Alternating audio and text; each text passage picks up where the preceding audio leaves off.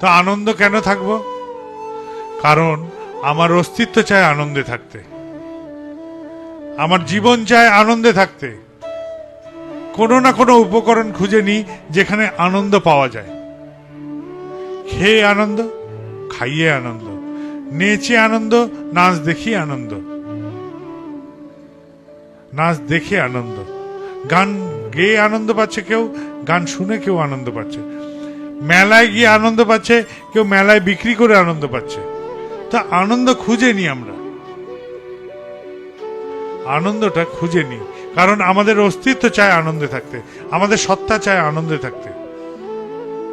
আর কি চাই? আমার এই আনন্দের এই ধারাকে যে ব্যাহত করে সেটা আমার কাছে শয়তান।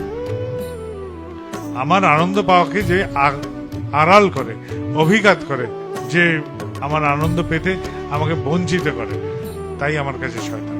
তা আমার নির্ধারণ করার ক্ষমতা আছে আমার আনন্দ পাওয়ার উপায় কি, আর আমার আনন্দ পাওয়ার বাধা কি, এই বোধ আমাদের মধ্যে আছে। ধরা যাক একজন নেশা করে আনন্দ পায়, পথে লুটুতে লুটুতে এলো, এমন রব উঠলো, পাড়া প্রতিবেশী তাকে গালি দিল, বাড়িতে এলো, বউয়ের সাথে অশান্তি হলো, বাপকে নাম তুলে পরের দিন বেলায় তোর বাপ নর্দমায় পড়ে থাকা মাল, ছেলেও লজ্জা পেল, কিন্তু সে নেশা করে খুব আনন্দ পেল।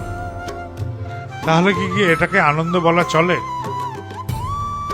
এটাকে আনন্দ বলা চলে না।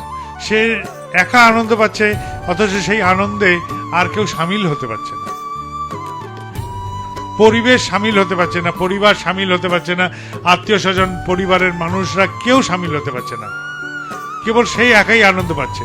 এই রকম আনন্দ, এটাকে আনন্দ বলে না। এটা এক ধরনের হতাশারই বহিঃপ্রকাশ, পালিয়ে যাওয়ারই একটা নামান্তর। নেশা খুঁজছি, পালিয়ে যেতে চাই, আমি হুঁশে থাকতে চাই না, অবচেতন থাকতে চাই, পালিয়ে যেতে চাই, কেননা আমি আমার জীবন নিয়ে খুশি নই, তাই এরকম করতে চাই।